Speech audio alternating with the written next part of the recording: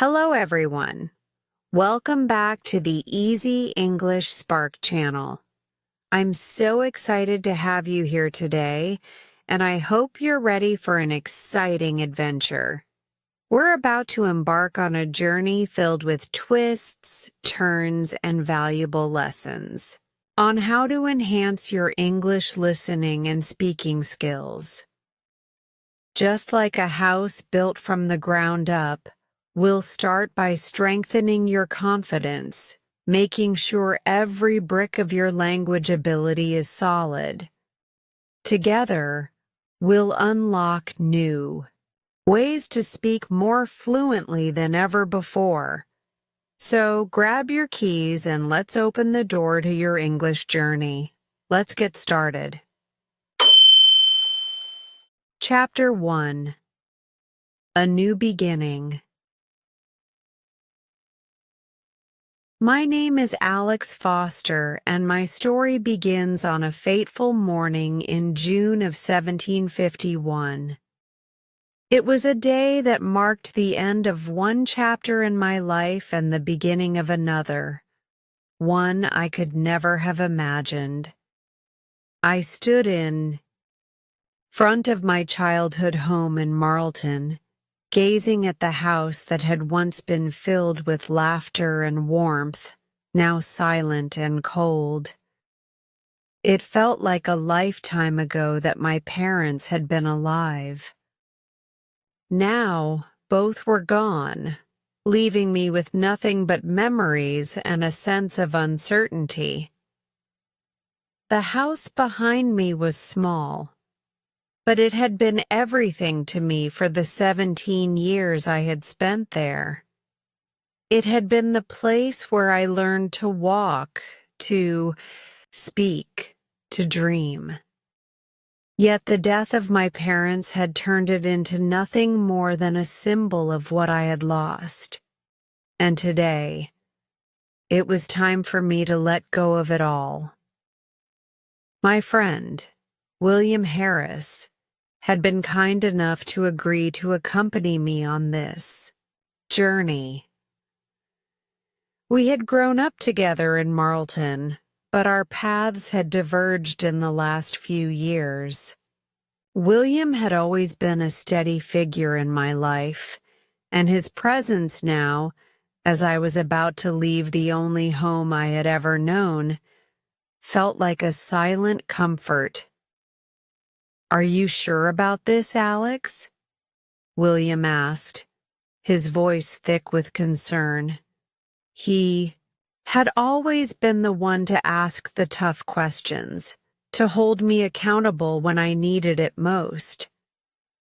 "I don't know," I replied honestly. "I don't even know where I'm going or what's waiting for me.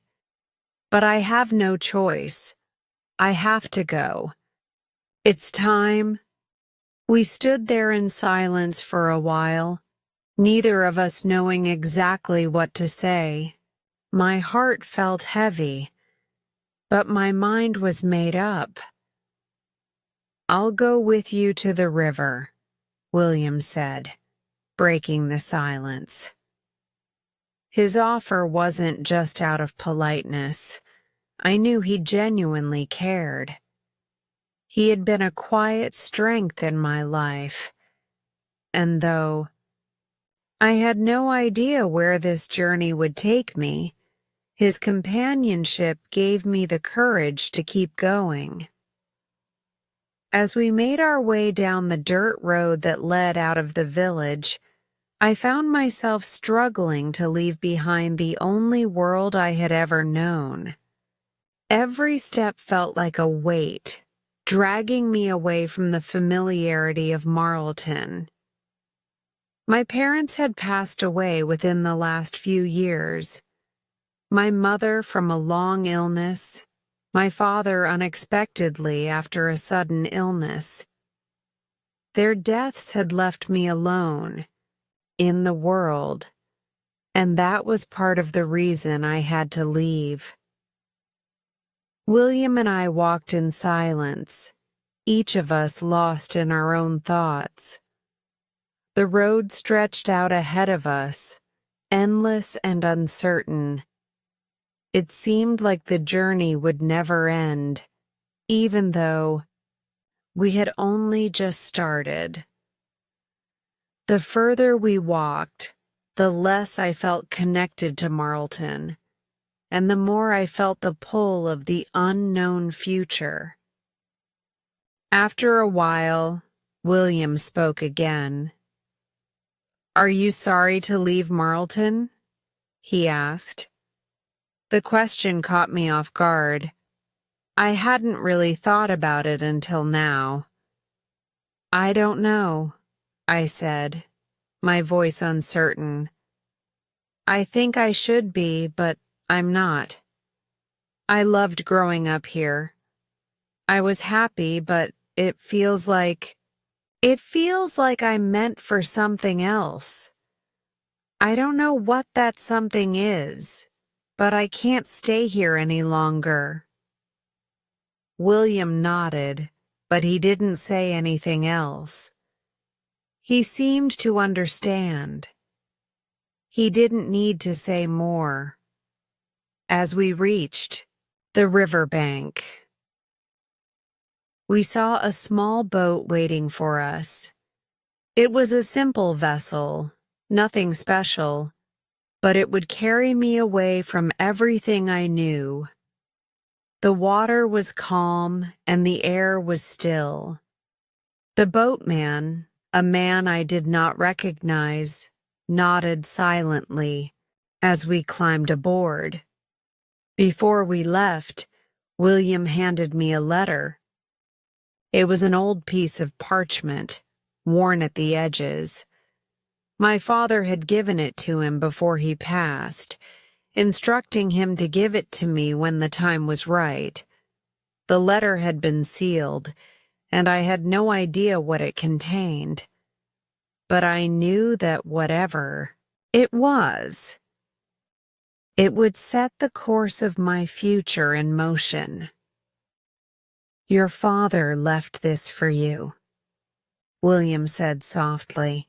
"He told me to give it to you when you left."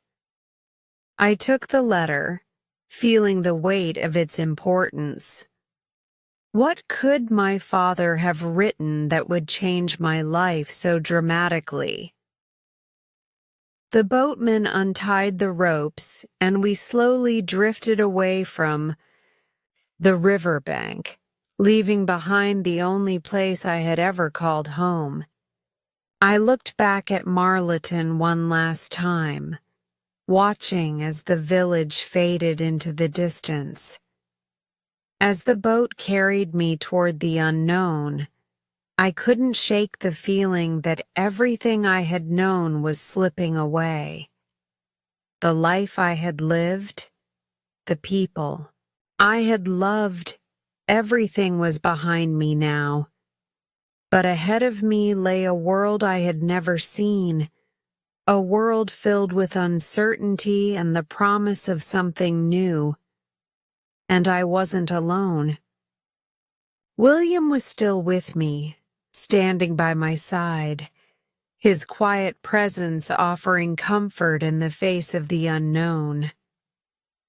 We sailed down the river in silence, and with each passing moment, I felt a little farther from the life I had left behind.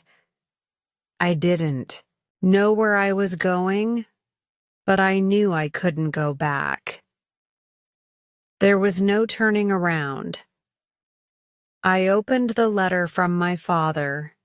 It was time to read what awaited me. Chapter 2. The Letter. The boat rocked gently as we sailed down the river. The sound of the water lapping against the sides of the boat was soothing, but it did little to calm the storm of thoughts swirling inside my mind. I couldn't shake the feeling that something important was about to happen, something that would change my life forever. The letter I held in my hands felt heavy, as though it contained a secret I wasn't quite ready to uncover. I unfolded the worn parchment slowly, careful not to tear the fragile paper. My father's handwriting was unmistakable, though the ink had faded in places, as though it had been written years ago. The words seemed familiar to me, like whispers from the past, but there was something unsettling about reading my father's words now, when he was no longer alive to explain them. The letter began with a simple salutation. My dear son, Alex. I took a deep breath before continuing, my heart racing with anticipation. What could my father have left me in this letter? What had he wanted me to know? By the time you read this, I will no longer be with you. I know that you are already aware of this, as your mother and I have already passed from this world, but it is still difficult for me to accept the fact that I will not be there to guide you in person. There are many things I have left unsaid, and I want to make sure that you know what is coming next. You are about to embark on a journey, one that will change the course of your life. I paused for a moment. A journey? I hadn't thought of it that way. But as I looked out across the river, I realized that my life was about to change in ways I couldn't yet comprehend. My son, I have made arrangements for you. There is a place, a house that once belonged to our family, a place called Thorn Hall. It is located near Bristol, a place where your father came from, though you may not know much about it. It has been many years since I last spoke of it, and I am sorry for that. But I must tell you now that Thorn Hall is where you belong. Thorn Hall. The name echoed in my mind. I had never heard of it before. I had never been told anything about it. Why would my father want me to go there? What was so important about this place? You will find your inheritance there, the letter continued. Everything I have worked for in my life, everything I have left behind, is now yours. The house, the land, it is all yours, Alex. But there is something you must understand. The journey you are about to take will not be easy. You will face dangers that you cannot yet imagine. There are people who will try to take what is rightfully yours, people who would rather see you fail than succeed. I felt a chill run down my spine. What dangers? Who would want to harm me? I was just a young man, alone in the world. What could I possibly have that anyone would want? But you must not be afraid, the letter urged. You are stronger than you. No. You have the blood of our ancestors in you, and that blood will carry you through even the darkest of times. Trust yourself, and remember that you are not alone. There will be allies along the way, people who will help you, guide you, protect you. I couldn't help but feel a sense of dread settle over me. Allies. Who were these people? And why had my father never mentioned them before?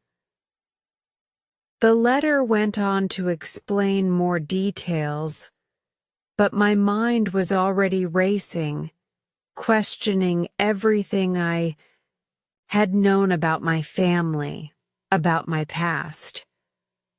"There is one more thing," the letter said. "You must go to Thorn Hall, but you must also seek out Mr. Richard Hawke, the lawyer who manages the affairs of the estate. He will be able to help you with everything you need to know. You will find him in Bristol, at the Hawke & Sons law firm.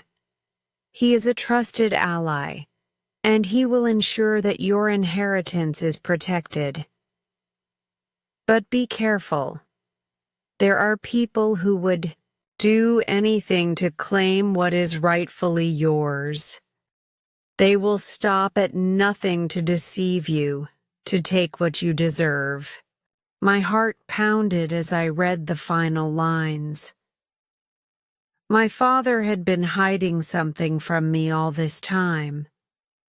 He had never told me about this estate, about Thorn Hall, or about the dangers that lay in wait.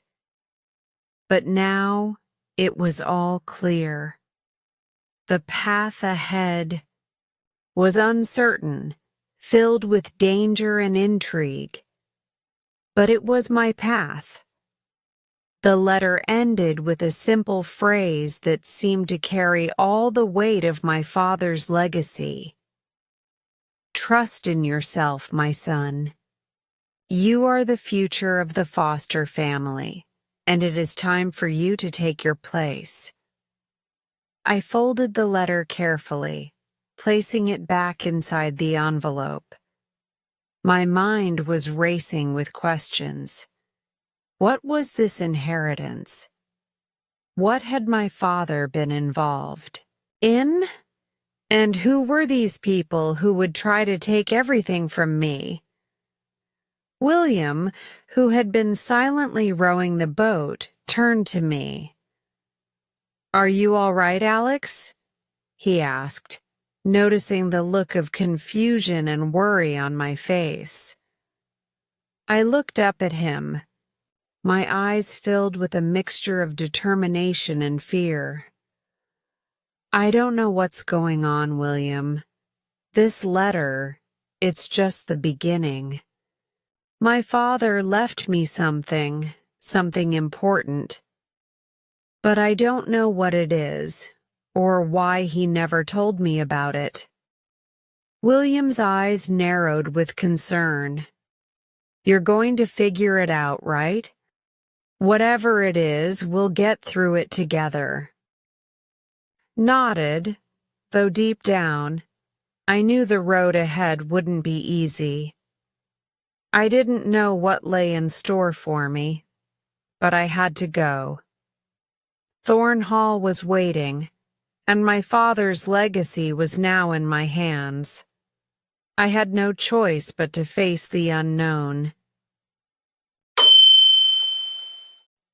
Chapter 3. The Strange House. The journey from the riverbank to Bristol had been long, and by the time I arrived at the city gates, my body ached from the hours of walking. The letter from my father weighed heavily in my pocket, a constant reminder of the task ahead. I had never been to this part of England before, and everything felt new, unfamiliar, and a little overwhelming.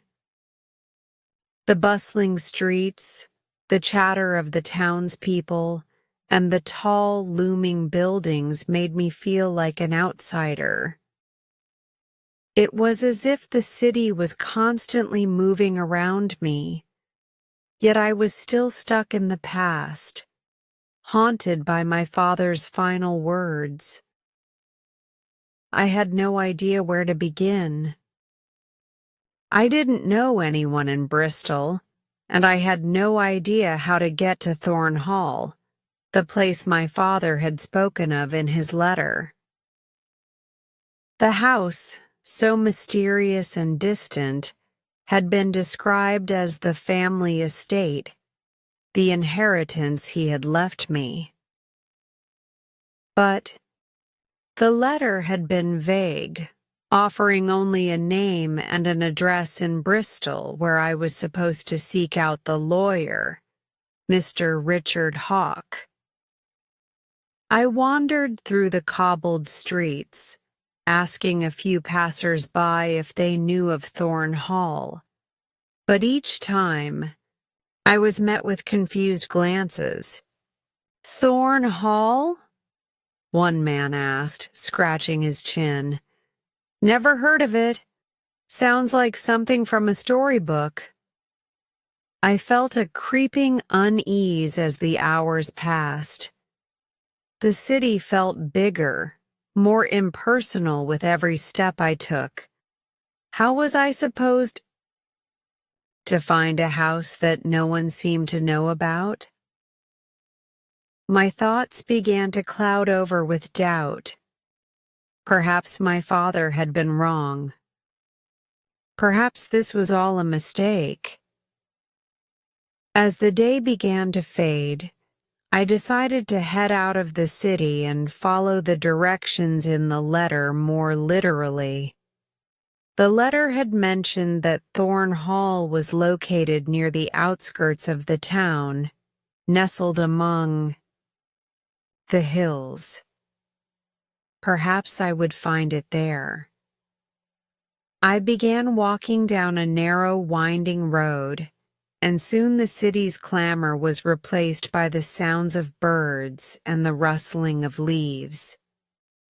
After what felt like hours of walking, I finally reached the crest of a small hill, and in the distance, I saw it.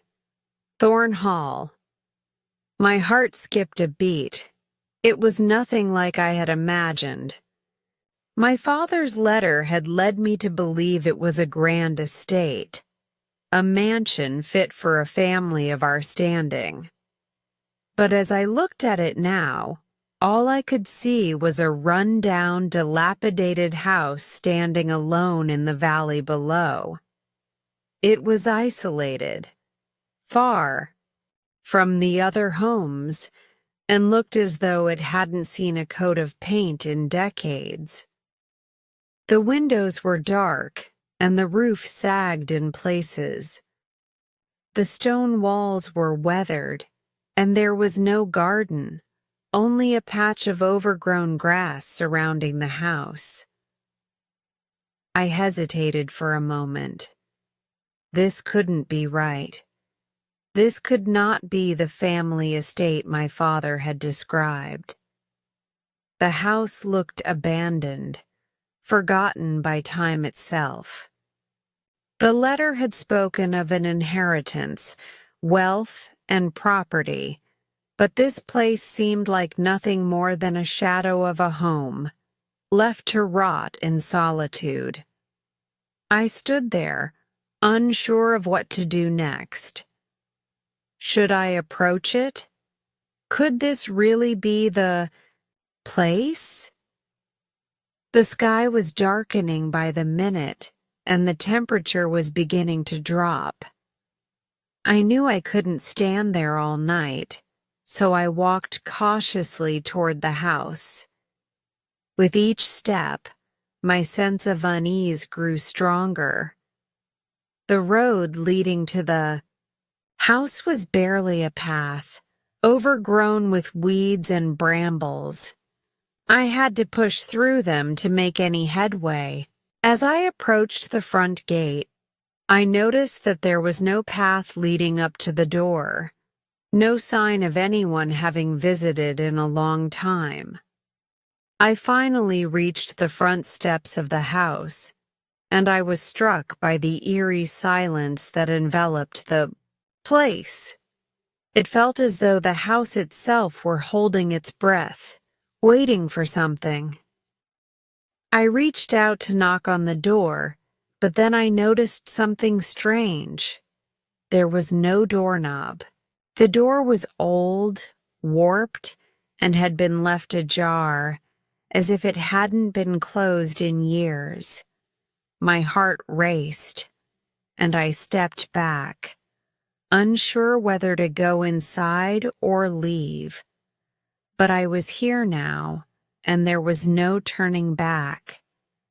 Gathering what little courage I had left, I pushed the door open slowly, the creaking sound echoing in the still air.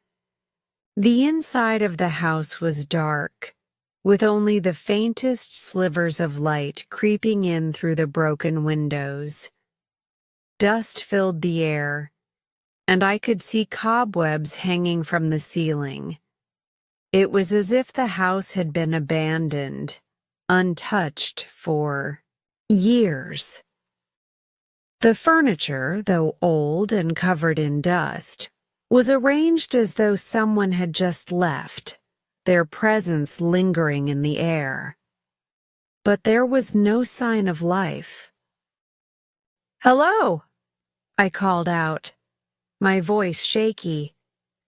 "Is anyone here?" The only answer was the echo of my own voice bouncing off the walls. There was no response, no movement, nothing. I hesitated, looking around the room, trying to make sense of what I was seeing. The room was large, with a grand staircase leading up to the second floor. There was a fireplace, though it had not been used in years.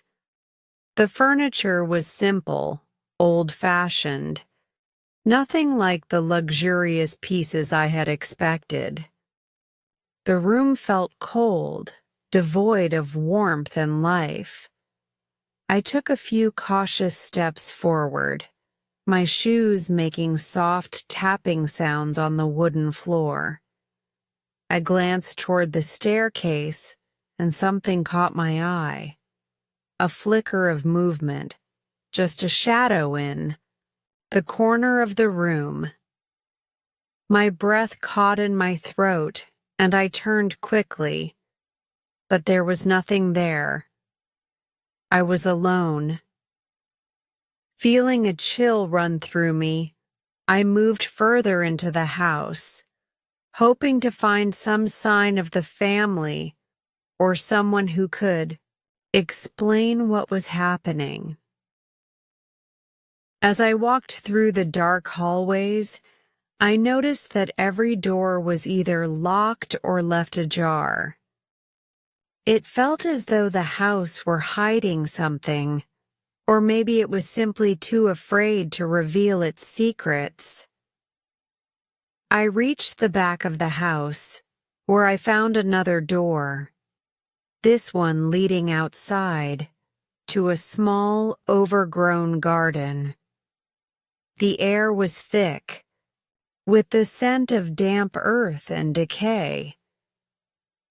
But then, something unexpected happened. I heard the sound of footsteps behind me, followed by the soft creak of a door opening.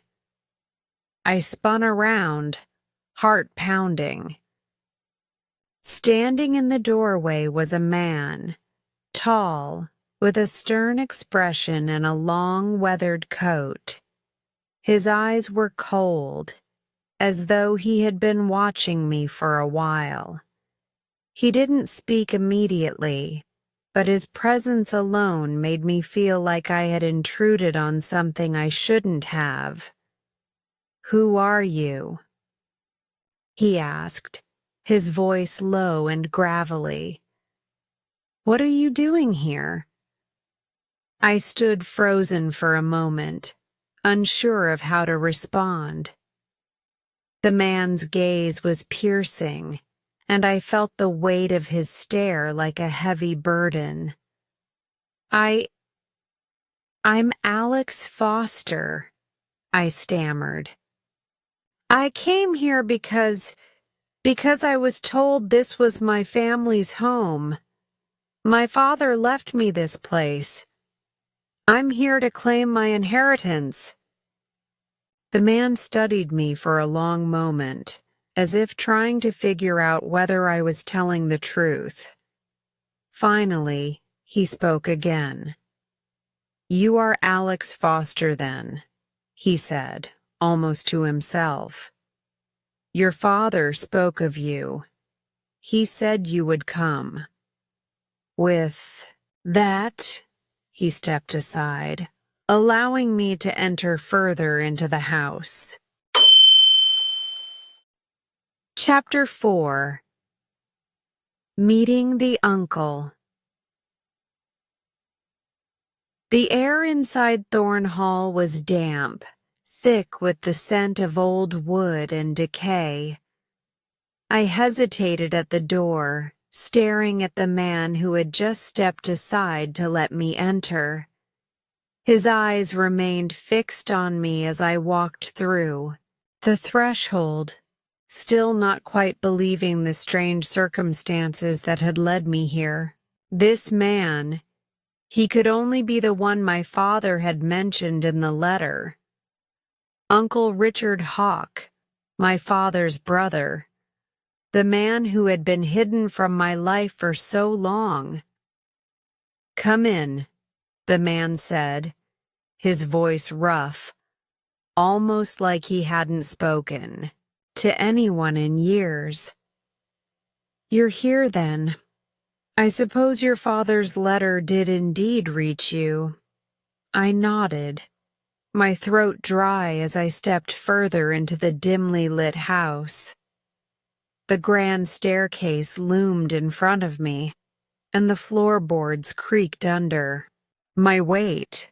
It was like walking into a forgotten world, one that hadn't changed in ages. Is this really my home? I asked, my voice barely above a whisper. Is this Thorn Hall? The man didn't answer immediately. Instead, he stepped back and motioned for me to follow him. His tall frame moved silently through the hall, his boots making little sound on the wooden floors. You'll find the house isn't what it once was. It has been many years since anyone cared for it properly. But yes, this is Thorn Hall, he said gruffly. I followed him cautiously, my eyes scanning the dark, musty surroundings. The walls seemed to close in on me, filled with old portraits of men and women whose names I didn't recognize. The furniture was heavy and grand, but everything was covered in a layer of dust.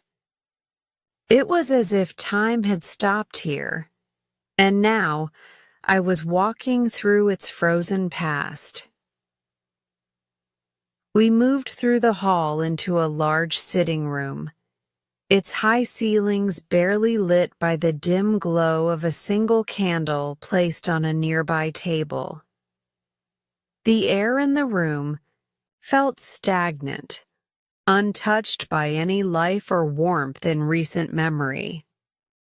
Sit, the man commanded, gesturing to an old chair across from a hearth that had long been abandoned. I obeyed, feeling the weight of the situation settle on my shoulders. The letter had promised answers, but now that I was here, I found myself with more questions than ever. Well? He asked, his voice sharp. You've come all this way, and you must be wondering why your father never spoke of me. I shifted uncomfortably in my seat. I don't know much about you. My father, he never mentioned you. He only said that you were part of the family. But I never understood why you didn't come after they both passed. My voice, faltered, but I pressed on, hoping to get some clarity. I've been left with nothing but a letter, and now I'm here. Uncle Richard's eyes darkened slightly, but he didn't immediately respond. Instead, he walked over to the mantelpiece where a small stack of papers rested. He picked them up slowly, inspecting them before setting them down in front of me. Your father and I had differences, Alex. We didn't see eye to eye on many things. The estate, the land, the future. It was always a matter of conflict between us. I leaned forward, the silence stretching between us. I didn't know what to think. What do you mean, conflict? I asked cautiously. My father never mentioned any of this. I thought I was his heir. He left me this house. A small chuckle escaped my uncle's lips, but it was devoid of humor. Ah, your father always kept things to himself. He was a man of pride, Alex. Too much pride. He didn't want anyone to know how much he struggled to keep this place. Thorn Hall. It was never really his to begin with. He inherited it, yes, but not without cost. I blinked, my heart sinking. Not his to begin with? I repeated, trying to understand. What do you mean? What happened? The old man paused, his eyes meeting mine with a mixture of bitterness and something else. Regret, perhaps, or sorrow. Your father and I both inherited this place, but we didn't both inherit it honestly. There were debts, Alex. Deep debts. And in the end, the hall came at a price. A price I'm still paying for. He sat down in the chair opposite mine, his face clouded with something I couldn't quite place. Your father made deals with people you'll never know, people who held power over him, and in the end, it was me who had to pick up the pieces. It was me who had to keep things running. I swallowed hard, feeling the weight of his words.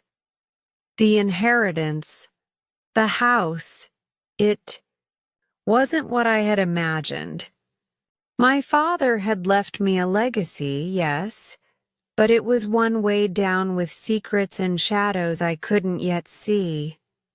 The house, the land, they were more complicated than I had ever known. But why didn't you come for me after they passed? I asked, trying to make sense of it all. Why leave me in the dark?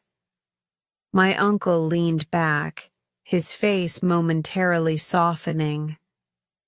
I wasn't sure it was the right time. I wasn't sure you were ready to hear it. I've made my share of mistakes, Alex. And the last thing I wanted was to drag you into this mess. But your father's letter, well, it seems I had no choice now. I felt a knot form in my stomach. So, what happens now? I asked, my voice trembling slightly. What's my place here? Is this all really mine?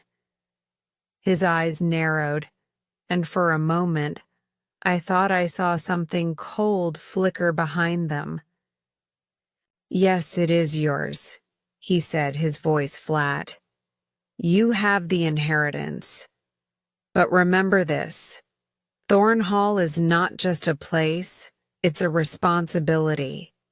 The debts, the people, they'll come for you soon enough. And if you want to keep what your father left you, you'll need to be stronger than you ever thought possible. I sat in stunned silence, unable to fully process what he was saying. The inheritance I had come for was not a gift. It was a burden. The hall, the house that I thought would give me some kind of security, was instead a tangled web of secrets, debts, and obligations.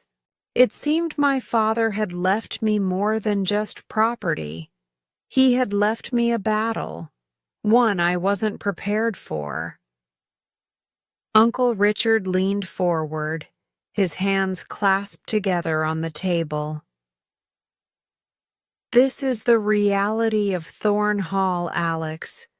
There's more to this house than you can possibly imagine.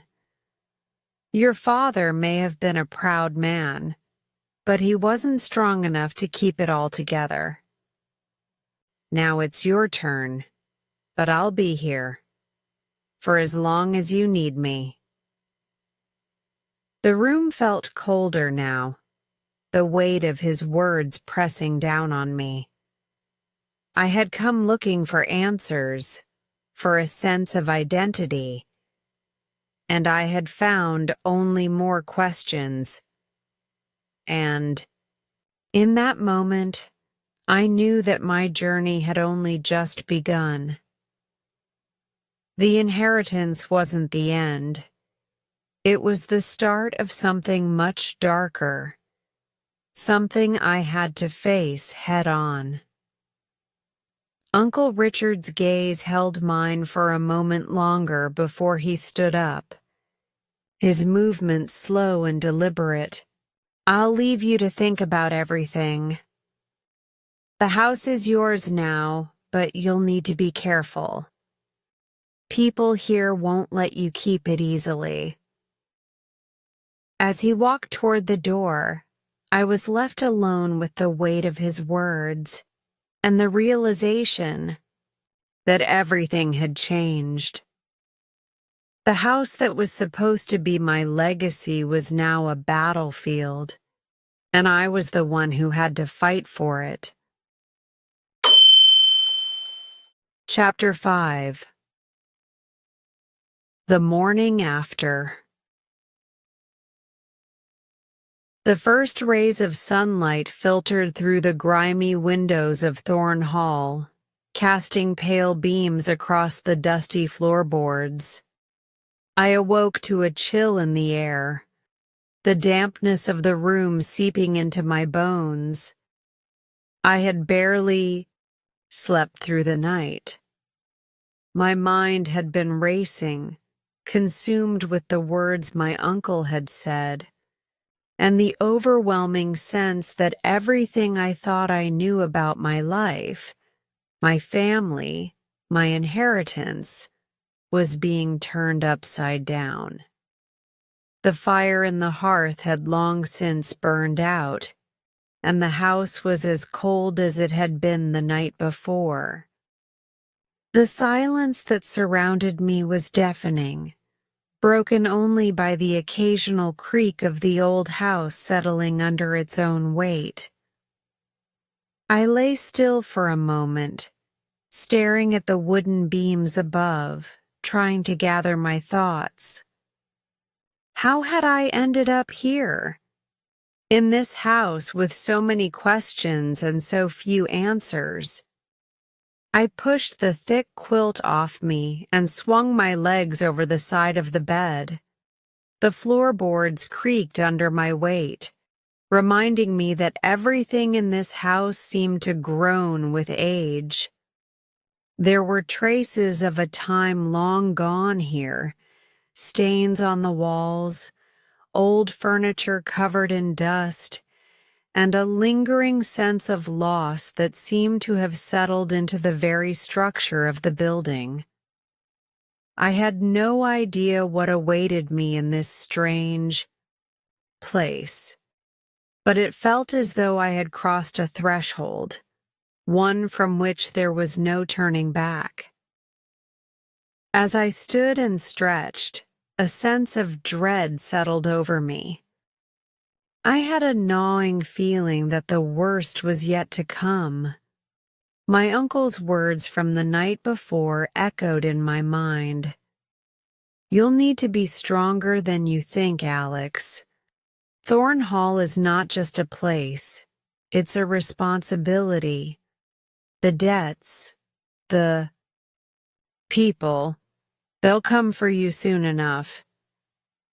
He hadn't been specific about what those debts were or who the people were, but I could feel the weight of those words in every corner of this house. I decided to find my uncle. I had no idea what he expected from me, but the letter from my father had made it clear that I was to be the one to carry on his legacy. If there was anyone who could help me make sense of all of this, it would be him. Though I wasn't sure how much I could trust him. The house seemed even quieter in the morning light. I walked down the narrow hallway and toward the staircase, my footsteps echoing in the stillness. The portraits of ancestors on the walls seemed to watch me as I passed, their eyes following my every movement.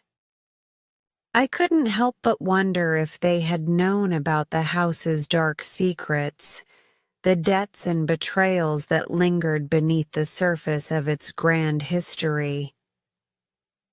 As I descended the stairs, I saw a sliver of light beneath the door to the sitting room where my uncle had left me the night before.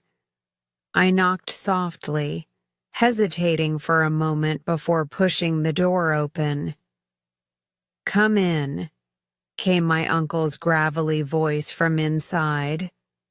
I stepped into the room, and he was sitting by the fire, an old map spread out before him on the table. His coat was still the same as it had been the night before, worn, patched in places, and showing signs of age. The man had a ruggedness about him, as if he had weathered more than just the passage of time. "Morning," I said, my voice still, hoarse from sleep. "I thought we should talk about everything." He didn't look up right away, but there was a slight movement of his head, a gesture that said he was listening. After a moment, he folded the map carefully and placed it aside. Then, without a word, he gestured for me to sit across from him. "I'm sure you have a lot of questions," he said, his tone flat, devoid of emotion. "And I understand that. I may not have been the most forthcoming last night, but you must understand. There's more to all this than you can possibly know." I sat down, the weight of his words sinking in. "You said the house isn't what it seems," I began, looking directly at him. "You spoke of debts, of people coming for what's mine. What did you mean? What's going on here?" Uncle Richard sighed deeply, rubbing his weathered hands together as if trying to summon the right words. "You're not the first to come after Thorn Hall, Alex. This house has been at the center of many battles, many schemes. Your father may have thought he could protect it, but he didn't understand the full picture. No one ever does." I leaned forward, my heart pounding. But why didn't he tell me? Why leave it all in the dark? Your father, he began, his voice growing heavier, was a man of pride. He thought he could control everything, that he could shield you from the truth. But the truth is, this house has a history tied to power and betrayal. The debts I spoke of last night. Your father didn't just owe money. He owed loyalty. And those debts are still owed. A cold chill ran through me at his words. Loyalty to whom? Uncle Richard paused, his eyes narrowing as if weighing whether to reveal more. That's where things get complicated. The people your father was involved with, they were not ordinary men. They were powerful figures with influence, both here and abroad. And when your father died, they came looking for what was promised. Thornhall was meant to be the prize, but it's never been that simple. The pieces of the puzzle were starting to fall into place, but there were still too many missing. So what now? I asked, my voice barely above a whisper. What am I supposed to do with all of this? I never asked for any of this. My uncle met my gaze, his eyes intense now, as though he could see right through me. You have no choice, Alex. You've inherited more than just a house. You've inherited a war, and it's one that's been brewing for years. Your father may have kept you out of it, but you're in the middle of it now. The debts, the alliances, the power struggles. It's all yours to navigate. I swallowed hard, feeling the weight of his words pressing down on me. This was not what I had imagined when I set out on this journey. I had thought I was walking into some kind of inheritance, a legacy to be proud of, something that would define my place in the world. But instead, I had stepped into a world of corruption, danger, and betrayal. And you think I can handle this? I asked, doubt creeping into my voice. I'm just a boy, Uncle. I don't know anything about this kind of life. You're more capable than you think, he replied, his voice softer now, almost like he was trying to convince himself as much as me.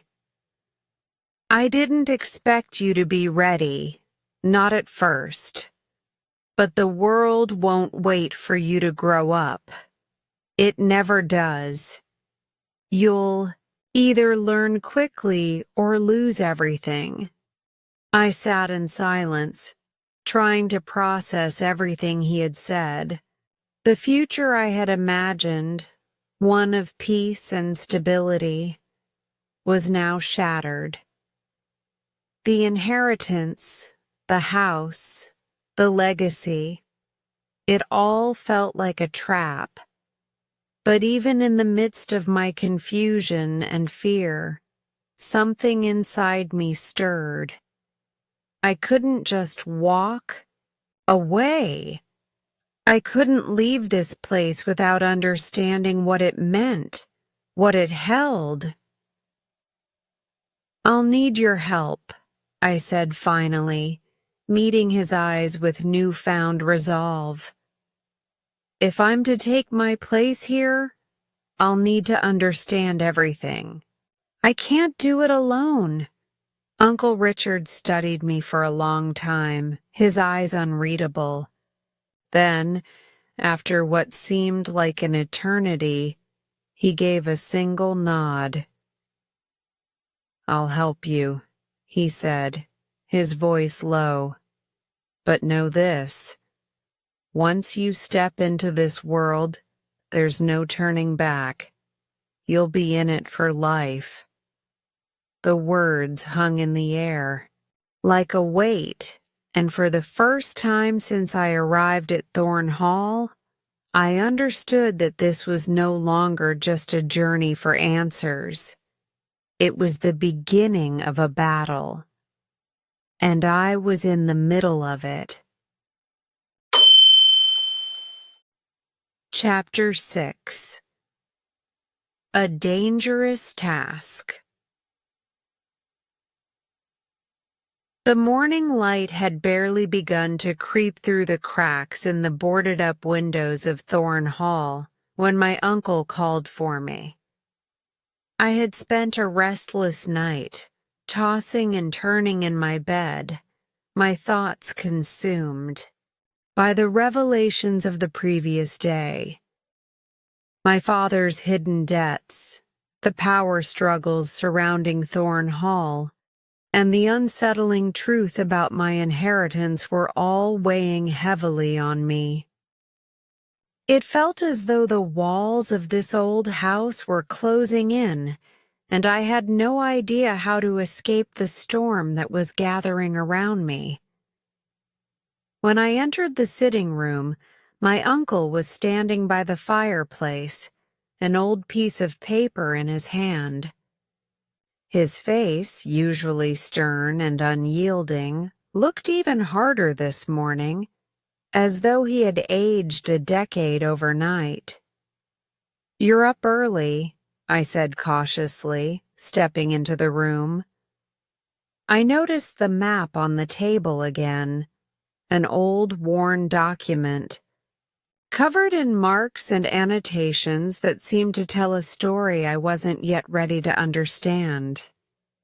"I need to talk to you, Alex," my uncle replied, his voice grave. "You've been here for a few days now, and I think it's time you learned more about your responsibilities. Your father didn't just leave you Thorn Hall. He left you something else. A task, a mission, if you will. It's time you took it on." I frowned, unsure of what he meant. A task? I thought the house was my inheritance. What more could there be? Uncle Richard sighed heavily and walked over to the window, looking out at the sprawling, desolate grounds of the estate. "Your father may have thought he could leave it all behind, but you can't just walk into this life without understanding the risks. Thorn Hall isn't just a house. It's a symbol, and it holds power. And with that power comes danger. People will come for you, Alex, and not just for the house.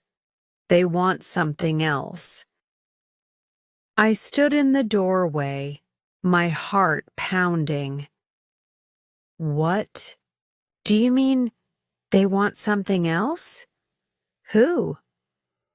"You're not the only one with a claim to Thorn Hall," my uncle said, turning to face me. "There are others, people who believe they have more right to it than you. They'll stop at nothing to take what they think is theirs. And they'll start with you. Your father left behind more than just debts. He left enemies, and those enemies will do anything to get what they want." I felt a knot tighten in my stomach. "So what is it that you want me to do?" My uncle studied me for a moment, as if considering how best to explain the task that lay ahead.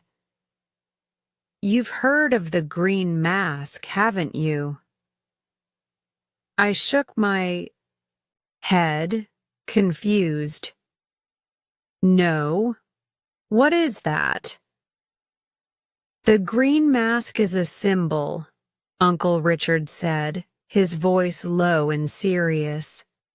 It's associated with a group, an underground organization.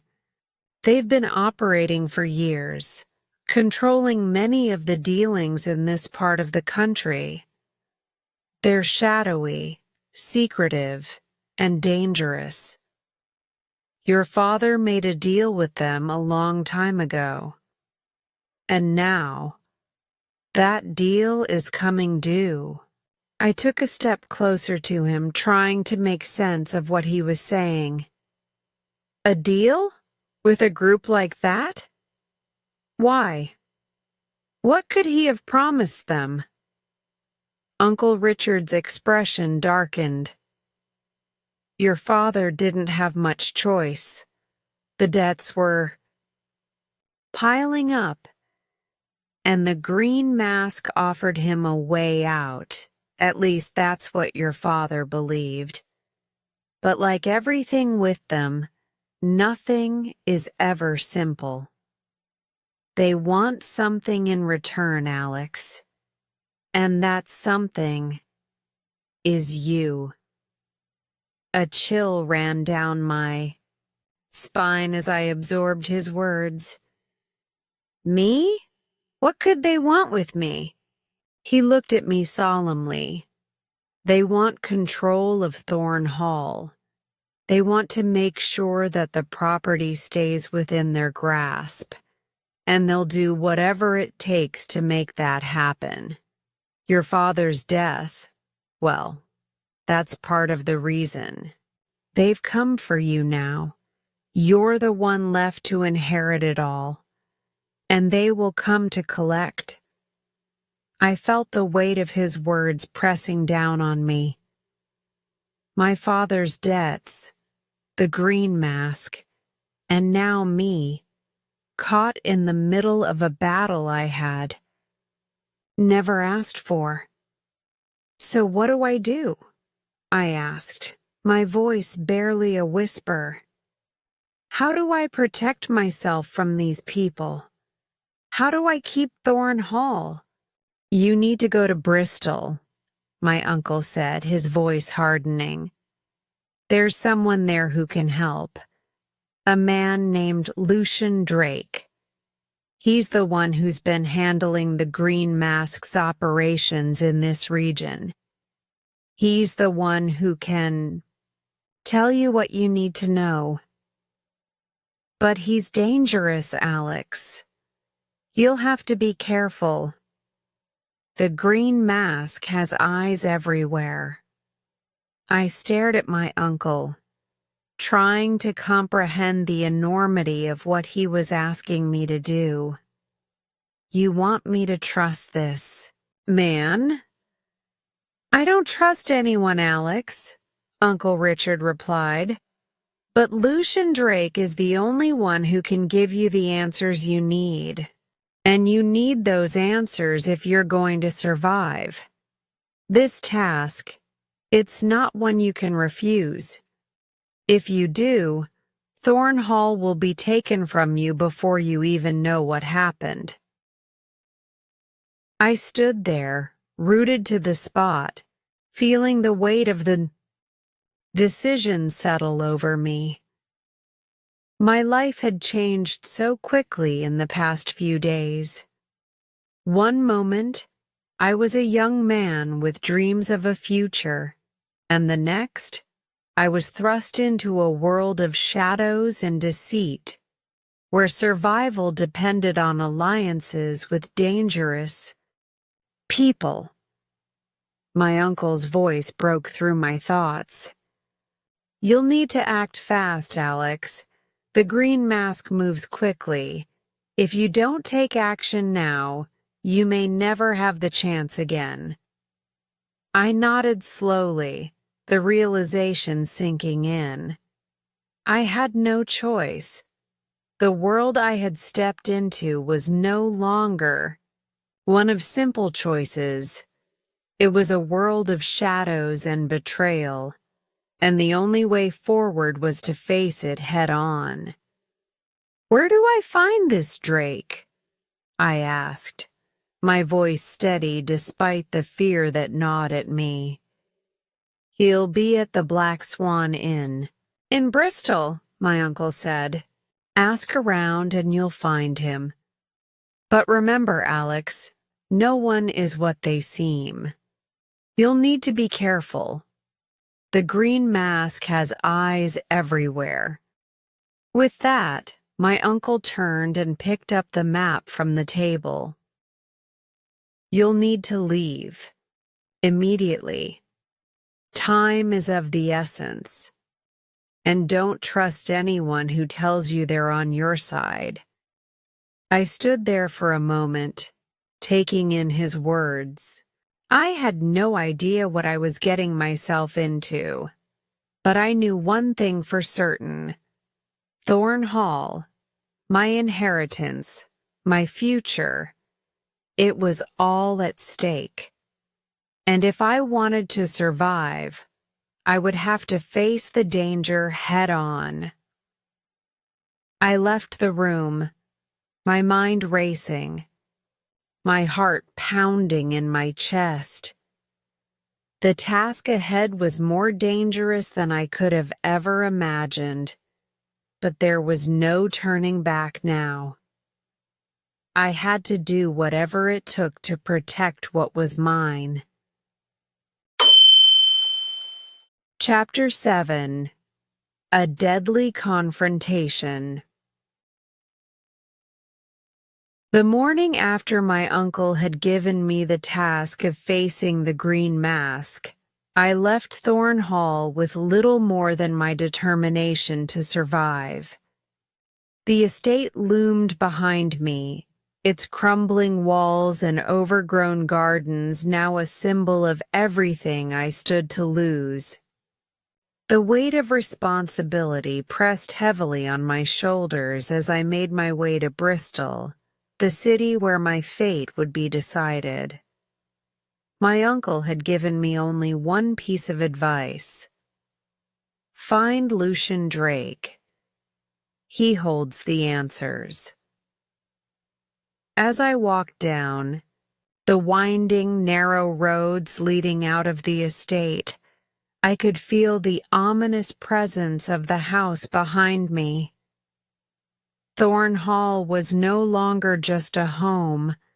It was a battleground, a place where old debts and dark secrets had turned into a vicious cycle of power and revenge. And now, I was at the center of it all. The journey to Bristol took longer than expected, and by the time I reached the edge of the city, the sun had already begun to dip below the horizon. The streets of Bristol were alive with activity. Vendors, shouting their wares, horse-drawn carts rattling along cobblestone roads, and the hum of conversations from every direction. But beneath it all, there was a palpable sense of unease. It was as if the entire city was holding its breath, waiting for something to happen. I made my way to the Black Swan Inn, a rundown tavern located on a quiet side street. My uncle had warned me to be cautious, but I didn't expect the feeling of dread that crept up on me as I approached the door. The inn was a small, unremarkable building, its windows dark and its door slightly ajar, as if inviting someone to step inside. The air around the building seemed thick with secrets. I pushed open the door and stepped inside.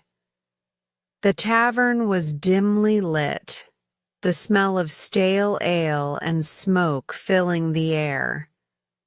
A few patrons sat at the bar, their voices low and murmuring, their faces half hidden in the shadows. The room was quiet, almost too quiet, as if everyone was waiting for something to happen.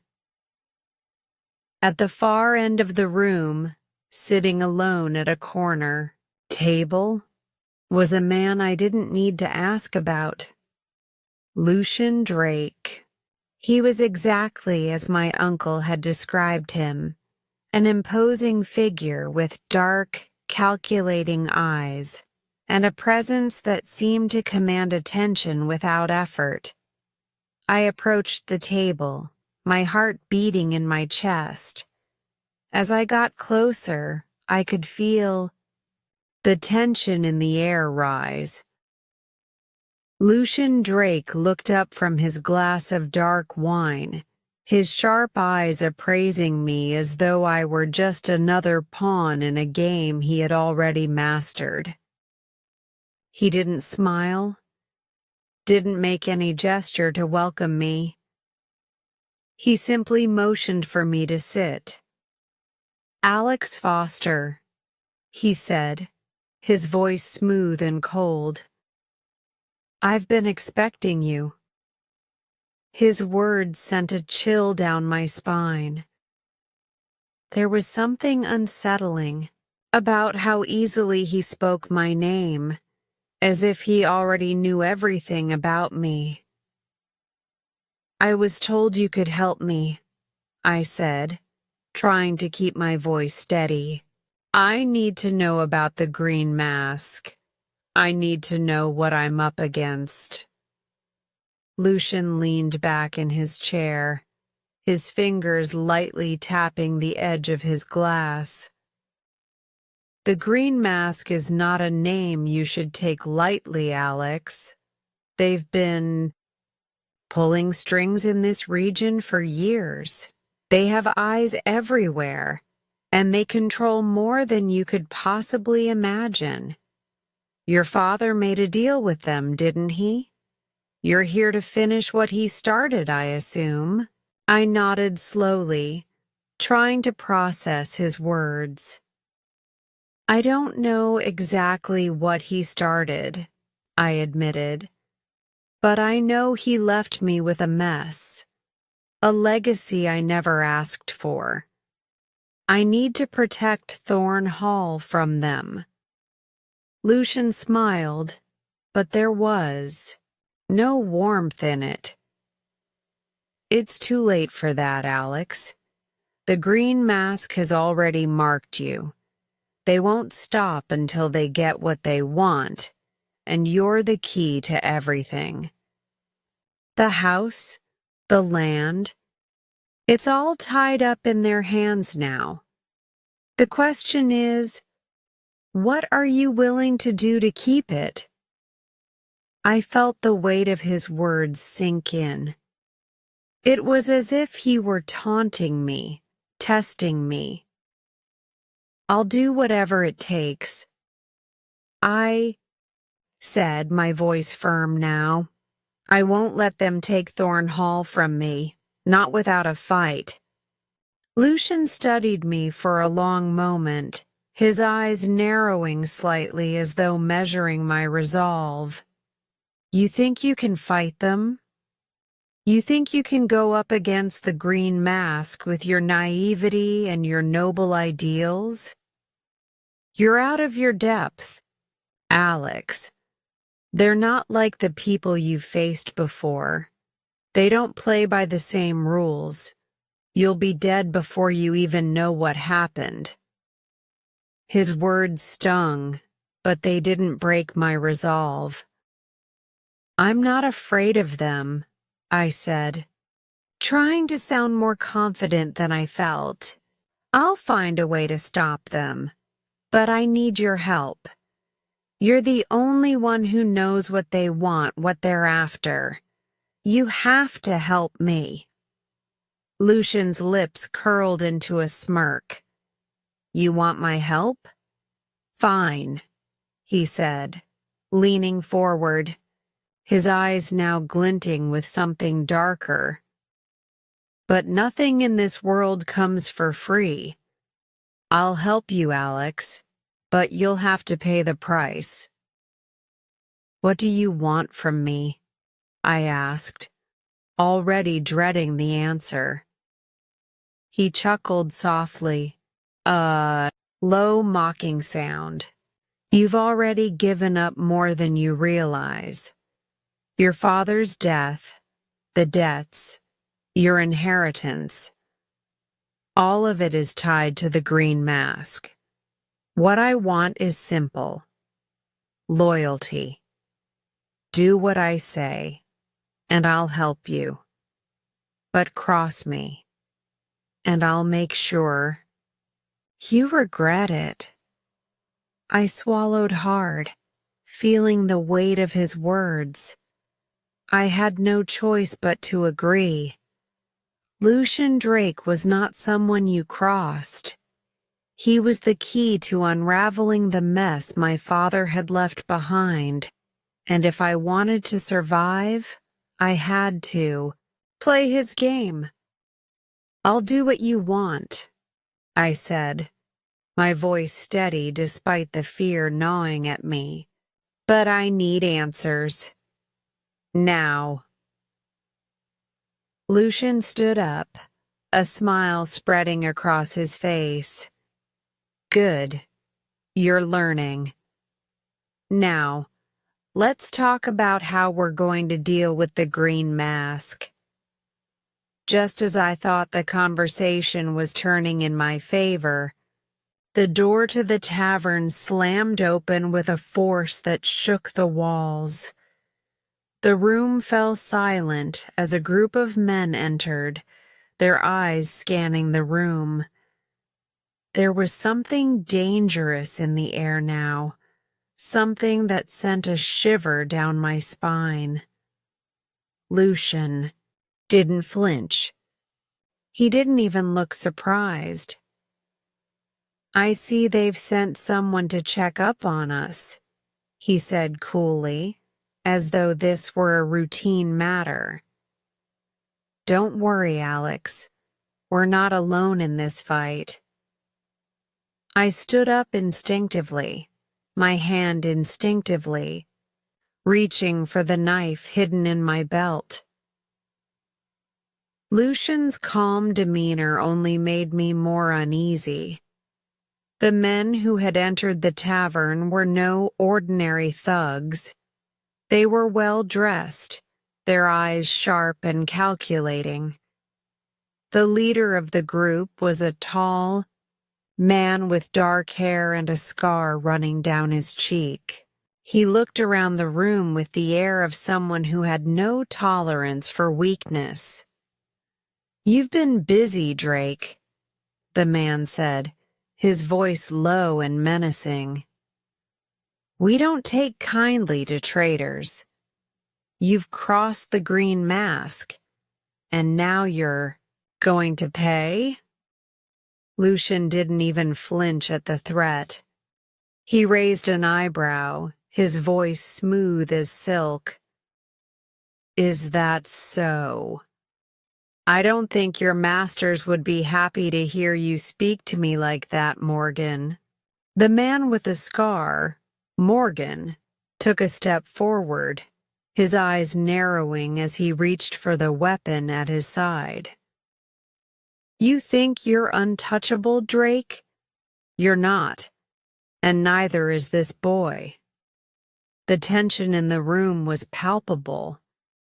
I could feel the heat of the moment, the inevitability of the confrontation.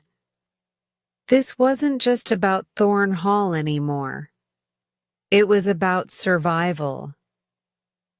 I had no choice but to fight, and the men who had come for us knew it. Lucian's expression didn't change. He stood there calmly, as though he had anticipated this confrontation all along. You should have stayed out of this, Morgan, he said quietly. But now that you're here, let's see how this ends.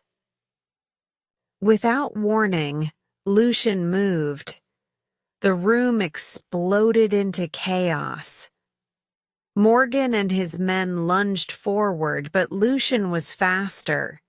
His movements were precise and deadly, a blur of motion as he dispatched the first man with a swift blow.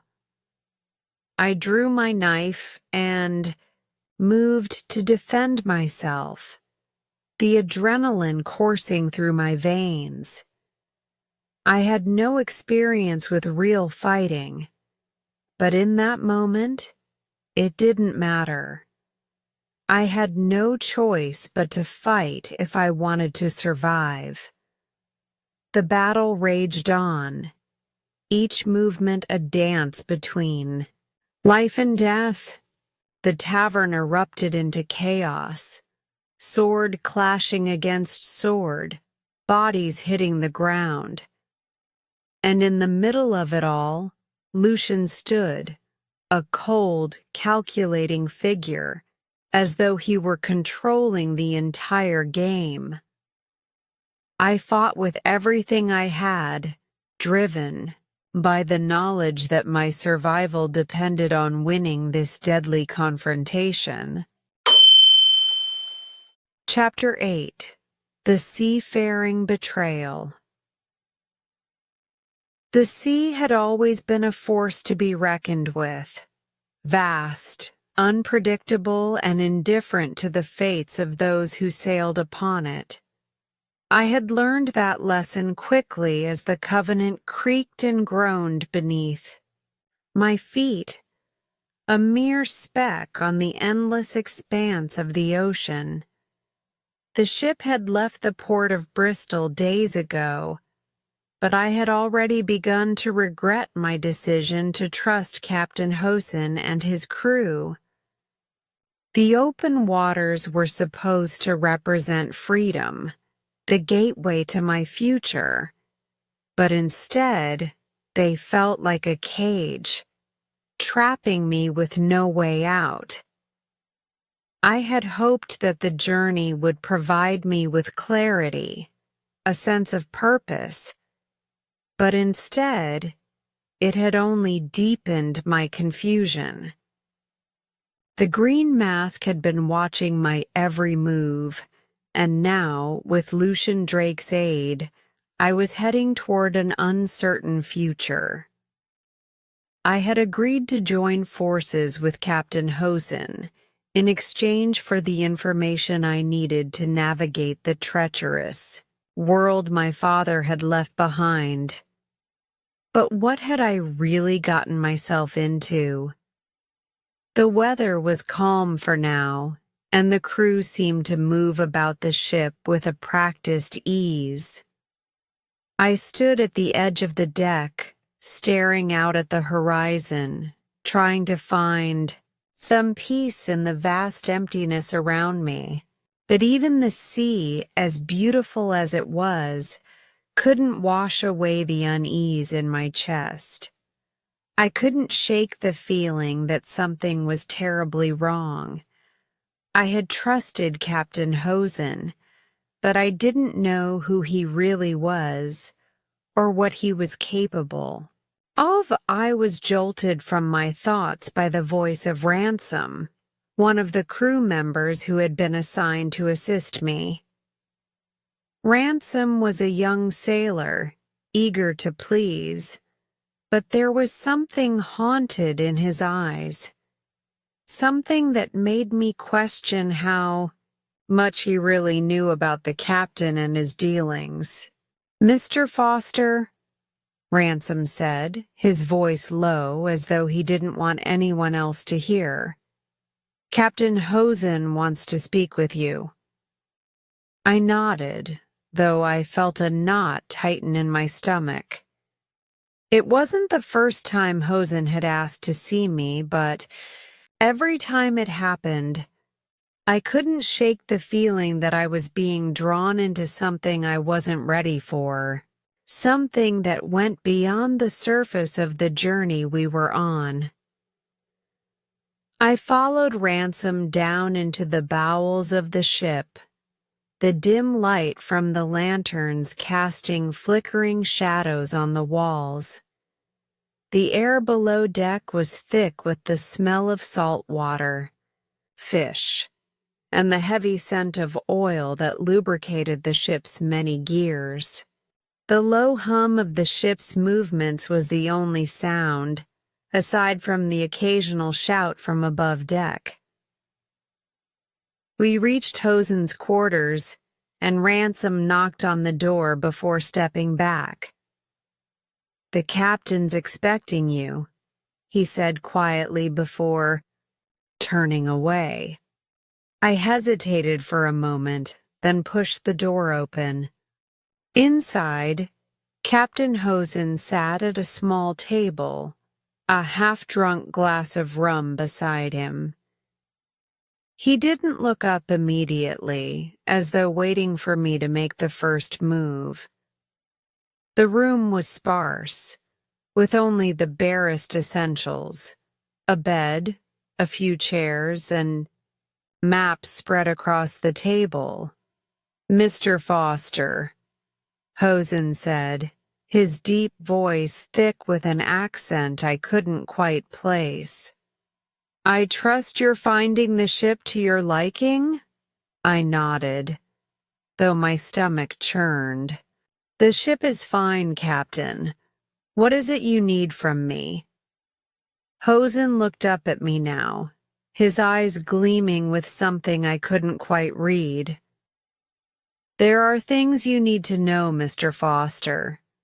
Things about your father, things about the Green Mask, things that you might not be ready for." I took a step forward, my heart pounding. "I've already made a deal with you, Captain. I'm here to find answers, and I intend to get them."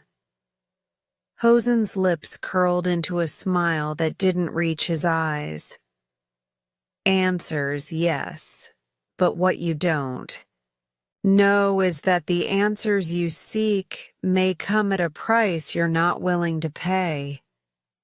A cold shiver ran down my spine. "What do you mean?" Before Hosen could respond, there was a loud bang from above deck, followed by the sound of shouting. I tensed, instinctively reaching for the knife I carried at my side. Hosen, however, didn't seem at all fazed. He stood slowly, his expression unreadable. "It seems there's a little complication," Hosen said, his voice laced with amusement. "Don't worry, Mr. Foster. You'll see soon enough."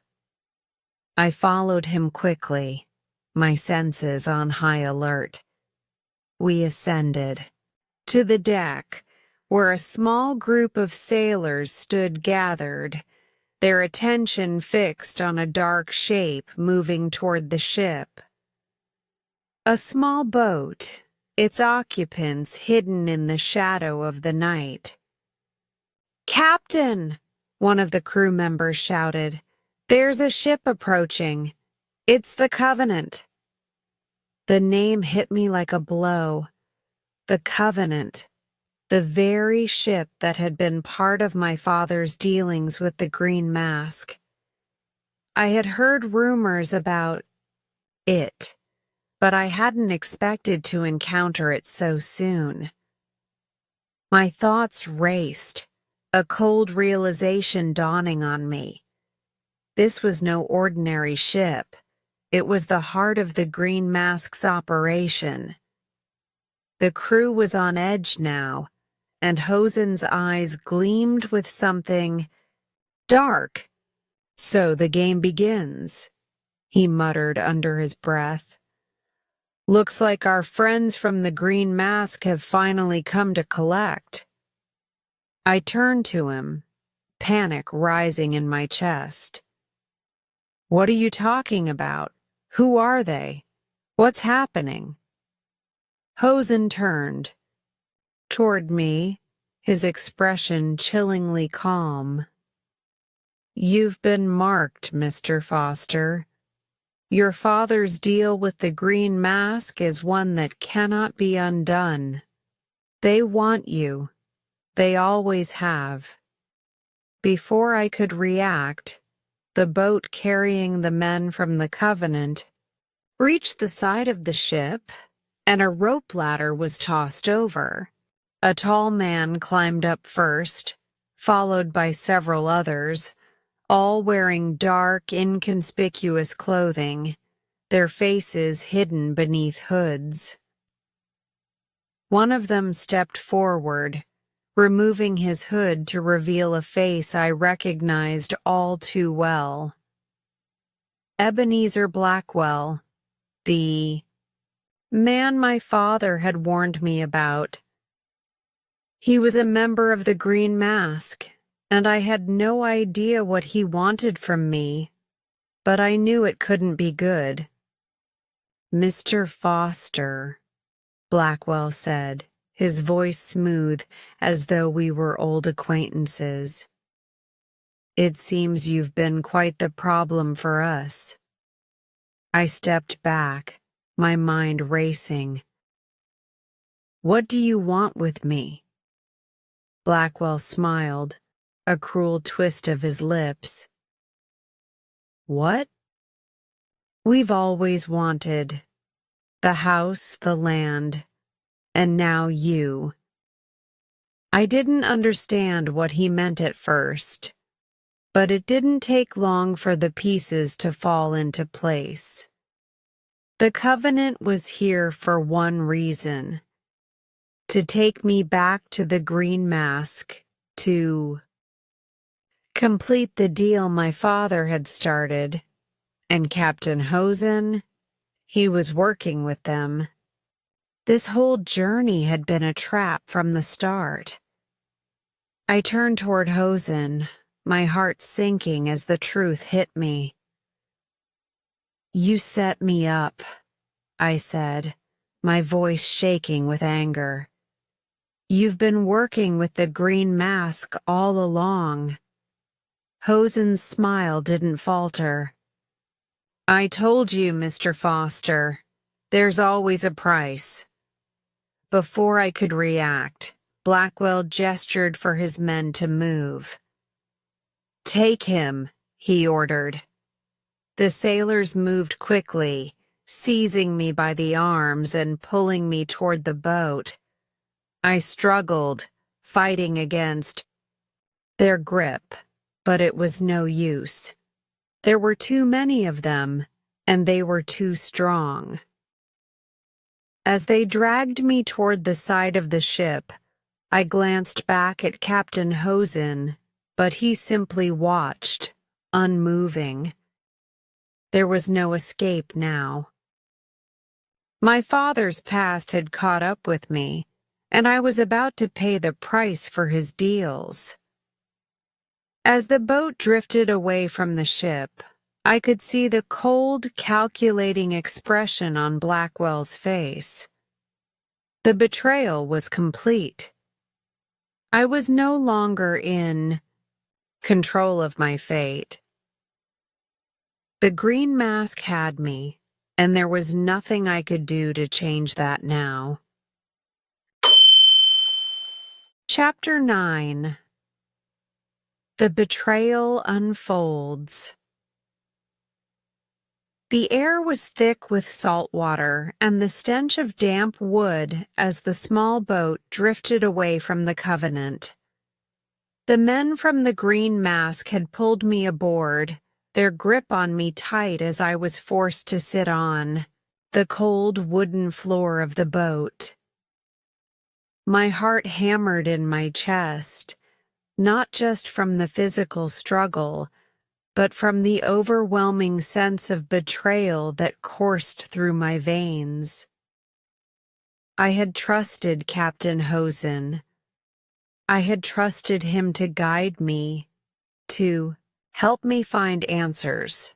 And yet, in the blink of an eye, I had been handed over to the very people who had been manipulating my father, and now me, for years. The boat rocked gently on the waves, the wind picking up as we moved farther from the Covenant.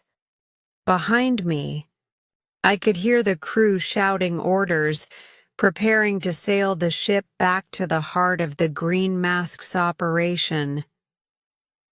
The realization settled in slowly, like the heavy weight of an anchor. The Green Mask was everywhere, woven into the fabric of this world, and now it had me in its grasp. As I sat there bound by the ropes that cut into my wrists, I tried to make sense of everything. Captain Hosen had been in league with the Green Mask all along. The promises of answers, the supposed safety he had offered me, it had all been a lie. He had never meant to help me. I was nothing more than a pawn in a game I didn't even understand, and now I was being delivered into the hands of my father's enemies. The man who had given the orders to take me away was Ebenezer Blackwell, the very person my father had warned me about. His cold, calculating eyes had never wavered as he watched me struggle against the men holding me down. He had been the one orchestrating this from the beginning, pulling strings behind the scenes, and now I was caught in his web. The boat reached the shore, and I was roughly pulled from my seat, my legs unsteady from the rough journey. The shoreline was dark and desolate, the rocks jagged and unforgiving. We were somewhere far from civilization, some hidden outpost where the Green Mask carried out its business away from prying eyes. It was a place of shadows, where deals were made and secrets festered. The men led me up a narrow, winding path, the sound of the waves crashing against the rocks below echoing in my ears. I could hear the faintest murmur of voices ahead, low, murmuring conversations, but the words were lost to the wind. My thoughts, however, were crystal clear. This was the moment my father's legacy came crashing down on me. The house, the land, the power, they were all intertwined in a web of deceit, and I had walked right into it. We reached a small, inconspicuous building that looked more like a run-down shack than the headquarters of a powerful underground organization. The door opened with a creak, and I was pushed inside, the darkness enveloping me. The only light came from a single, flickering lantern hanging on the wall, casting long shadows across the room. Inside, I was thrown to the floor in front of a long table. Seated around the table were men and women dressed in dark, nondescript clothing, faces hidden by masks or shadows. Their eyes, however, were what terrified me the most. Cold, calculating, and full of menace. These were the people my father had made deals with. These were the people who had spent years manipulating him, and now they would do the same to me. Ebenezer Blackwell stepped forward, his presence as imposing as ever. He stood over me, looking down at me with the same indifference he had shown when I was first captured. He seemed unfazed by the struggle I had put up, as though he had anticipated everything. "Alex Foster," he said, his voice smooth and insidious. "You have no idea what you've walked into, do you? Your father thought he could control things, but he was just a fool. and now you're here to finish what he started. I spat on the floor in defiance. You're all just using me, just like you used my father. Blackwell's expression didn't change. You're wrong. Your father wasn't just used. He made his choice. He chose us. And now you will follow in his footsteps. I struggled against the ropes that bound me, my anger bubbling up, but I was too weak. The men holding me down were stronger, more experienced in dealing with people like me. I was nothing but a prisoner now, and I could see the way they looked at me, as a tool, a commodity to be exploited. You'll never get away with this, I said, my voice filled with defiance. I'll make sure the world knows the truth. About you. About the green mask. Blackwell smiled, but there was no kindness in it. Only malice. You're naive, Alex. You think you can fight us? You think you can stop what's already been set in motion? You're just a boy, trying to fight against forces that are far beyond your understanding. The room was silent for a moment, and I could feel the weight of his words settle around me. He was right about one thing. I didn't fully understand what was happening. But that didn't matter. I wasn't going to let them have Thorn Hall, my inheritance, and my future. Even if I didn't have all the answers, I wasn't going to give up without a fight. Another man, one of Blackwell's lieutenants, stepped forward. We've already taken everything from you, Foster. Your father's debts, your land, your future.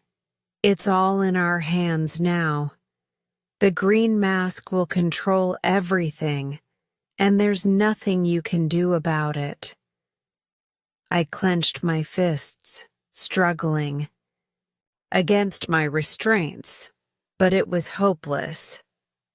The room was closing in around me, and I felt the overwhelming pressure of the situation. My father's legacy was slipping through my fingers, and I couldn't stop it. But then, just as the weight of defeat began to settle on me, I remembered something my father had said, something buried deep in my memories. The green mask doesn't own you, Alex. Never forget that. They may have their claws in you, but you can always fight back. It was a small spark, but it was enough to reignite the fire within me. I wasn't going to let them take everything without a fight. I didn't care how powerful they were or how deeply they were entrenched in this world. I would find a way to break free, to take back what was rightfully mine. I looked up at Blackwell, meeting his cold, unflinching gaze. You're wrong. You may have taken my father, but you won't take me. I'll make sure of it. Blackwell's smile widened, but there was a flicker of uncertainty in his eyes. For the first time, I saw a crack in his facade. We'll see about that, Alex. We'll see how long your resistance lasts.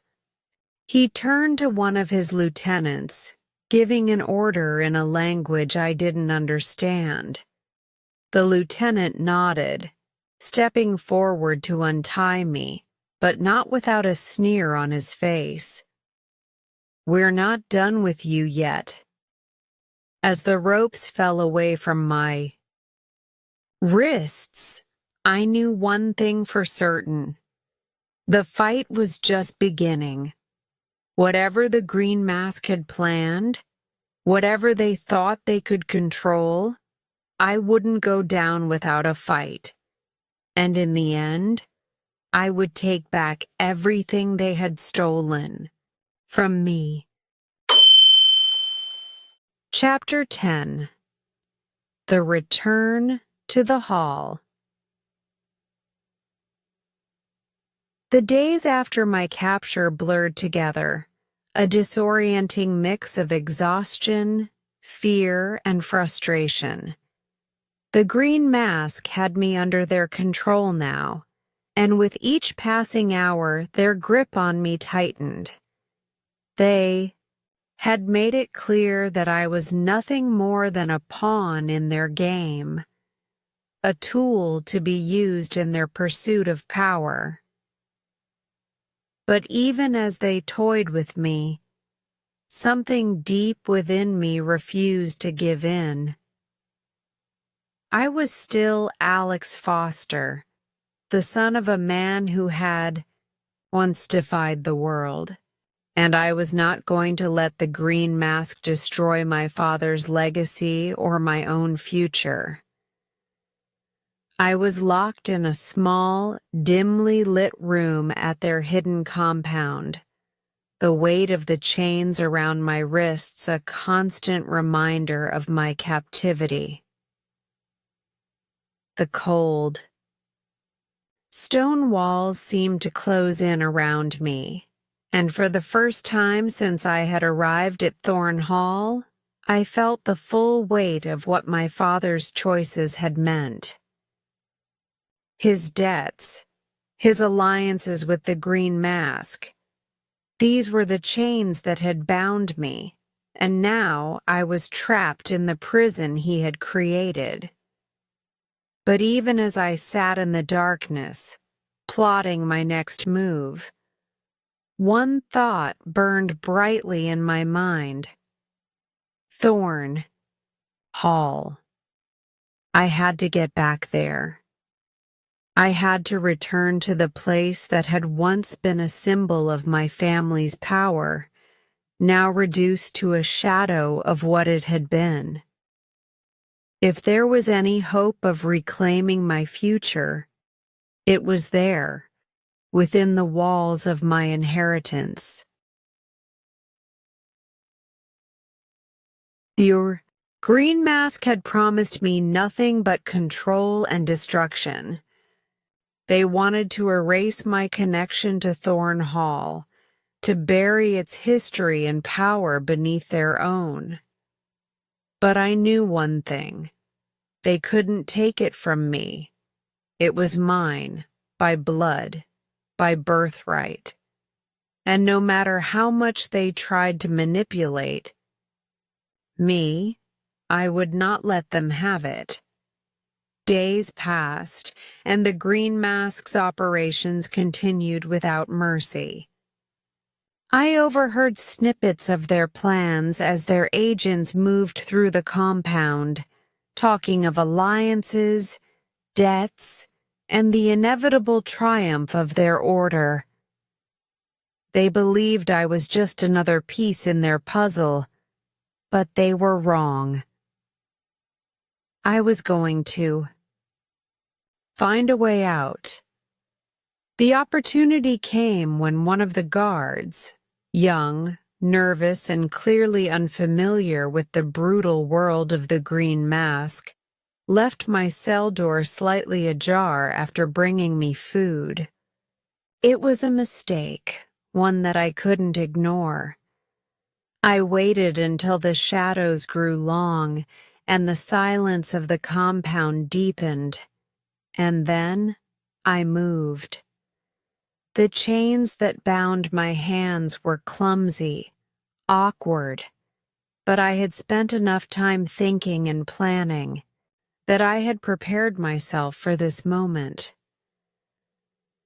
I twisted the lock, breaking free of my restraints, and moved swiftly through the corridors, staying low to avoid detection. Every footstep echoed in my ears, every creak of the floorboards a potential death sentence, but I didn't stop. I couldn't.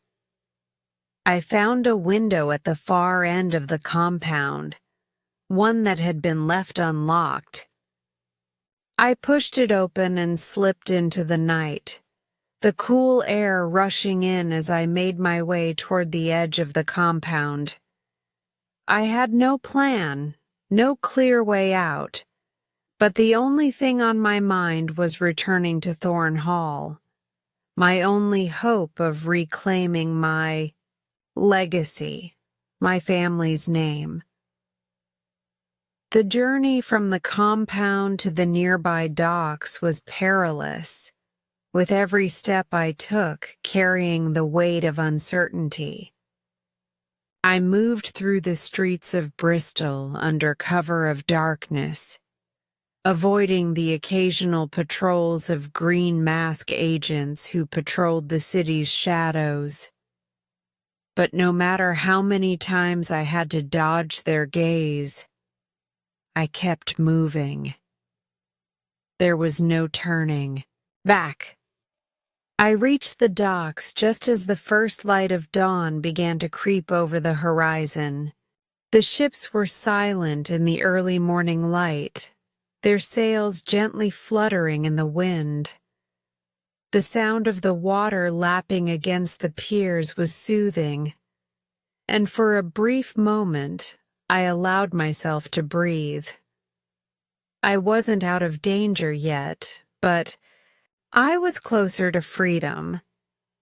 I approached the nearest ship, a small merchant vessel, and explained my situation to the captain, a grizzled man with a deep voice and a skeptical gaze. He listened to my story, the urgency in my voice, and after a tense silence, he nodded. "I'll take you to Thorn Hall," he said, his voice low. "But make no mistake, lad. If the Green Mask's men are watching, they won't let you go that easily." I nodded, grateful but fully aware of the danger that still loomed over me. As the ship set sail, I gazed at the coastline of Bristol disappearing behind me. The sea was vast and unpredictable, but it was my only escape. I would take my chances. The voyage to Thorn Hall felt like an eternity. The ship rocked gently on the waves, the wind at our backs pushing us toward the distant shore. I spent most of the journey below deck, hidden from view, only emerging when the land began to appear on the horizon.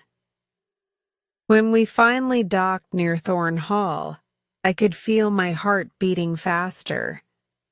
It had been so long since I had seen the estate, the once grand and imposing house that now felt like a distant dream. But as I set foot on the shore and looked toward the house, something inside me stirred. This was where it all began, and this was where it would end. I made my way toward the estate, my breath catching in my throat as I approached the gates. The house stood in the distance, dark and brooding against the fading light of day. It looked just as I remembered it, old, weathered, but still imposing in its quiet grandeur. But there was no time for sentimentality. The Green Mask was close, and they would be looking for me.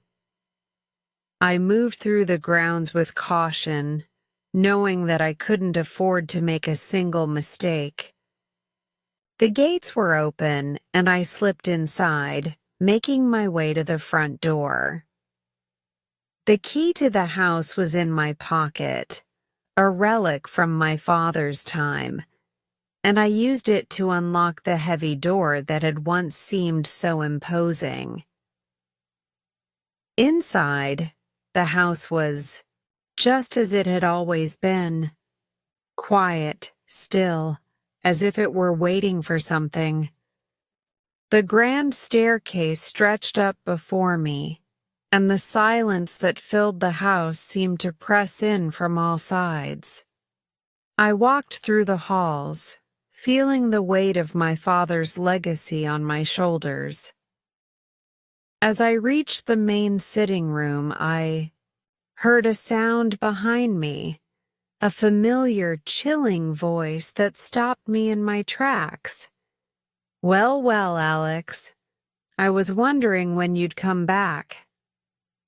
I turned to see Lucian Drake standing in the doorway, his dark eyes gleaming with something far more dangerous than I had ever seen before. His smile was cold, cruel, and full of malice. "You're too late," Drake continued, stepping further into the room. "The green mask has already claimed Thorn Hall. It was always meant to be ours, Alex. Your father was just the first to understand that." My blood ran cold as I realized the truth. My return to Thorn Hall had been a futile attempt to reclaim what was already lost. Lucian Drake, and by extension the Green Mask, had already won. The betrayal, I understood now, was not just of me. It had been my father's as well. His legacy, his power, had all been claimed by the very people who had sought to control it for so long. But even in the face of this overwhelming betrayal, I refused to give up. I may have lost the battle, but the war was far from over. Thorn Hall still had secrets, and I would uncover them. I would fight, and in the end, I would make sure the Green Mask paid for everything they had done to my family. Lucian Drake stepped closer, his eyes gleaming with triumph. "It's over, Alex. There's nothing you can do now." I met his gaze, a spark of defiance burning within me. "You're wrong. It's only just beginning." Great work today. Every moment you spend practicing brings you closer to mastering your English listening and speaking skills. Remember, progress comes with patience and consistency. If this story inspired you or helped you in your learning journey, don't forget to like, share, and subscribe to Easy English Spark channel for more lessons and stories.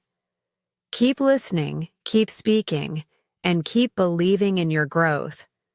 I'll see you in the next video. Take care and keep shining.